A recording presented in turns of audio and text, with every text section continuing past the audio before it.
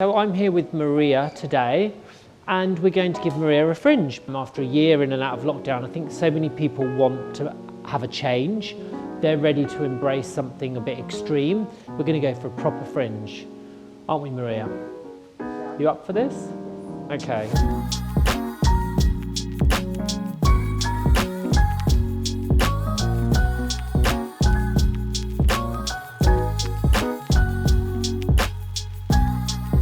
My fringe muses would be Alexa Chung, the obvious one.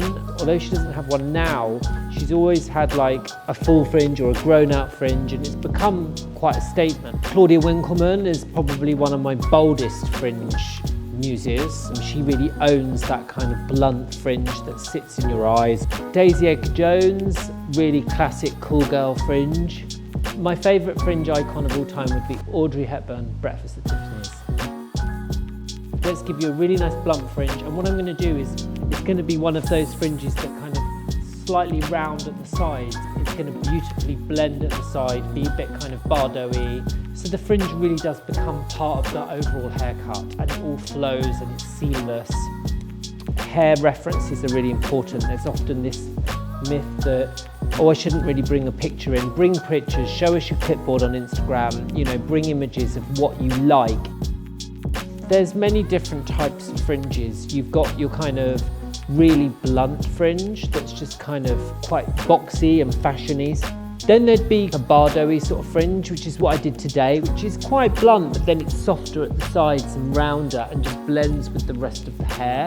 Then there's a grown-out fringe, which kind of splits either side, and you could either wear it in the side or the middle, and it sweeps. It's like a long, grown-out fringe. The fringe can say a lot about who you are. You think Anna Wintour's one of the most important women in fashion. She has this really hard fringe that's kind of, it means business. It stands out a strong statement. You know, it kind of suits her. And compared to someone like Alexa, who's just effortlessly cool, I think that more undone loose fringe is effortlessly cool as well and sends out that image. Just be mindful of your features. If you want to look softer, don't go for a hard fringe, go for a softer, wispier, grown-out fringe. You shouldn't really see forehead through it. You either see forehead because it's the bangs that parts, or you shouldn't because it's a fringe that covers the forehead, and if that's the case, it should be solid and quite thick.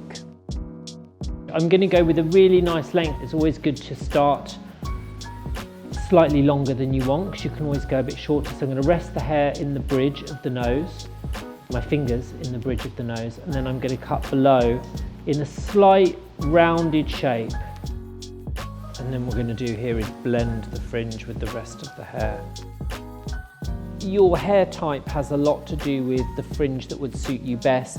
Bear in mind, any fringe causes maintenance, so if you find your hair hard to manage, if you've got really curly hair, a fringe is going to be harder to style. Do I find my hair hard to manage? If so, it could potentially be harder if you do have the fringe, so it's definitely a question worth bringing up with your hairdresser.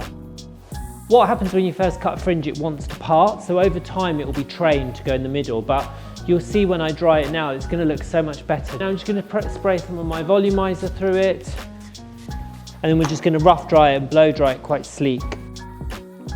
My Unpolluted shampoo, which is a deep cleansing shampoo.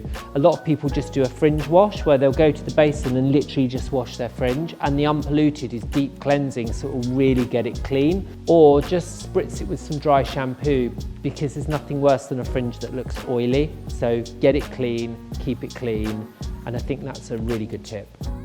We've blow dried it nice and sleek, just because we've got a lovely blunt fringe and blunt length, and it's nice to sort of see it in its glory. So I think a nice smooth blow dry really serves it well. The perfect finishing product to this is my moisturising cream, because it will just kind of really give it that glass-like effect and really smooth the ends. So I've just put like a pea-sized amount, rub it into my palms, and just going to put it through, and it will just really pull it together and make it look chic.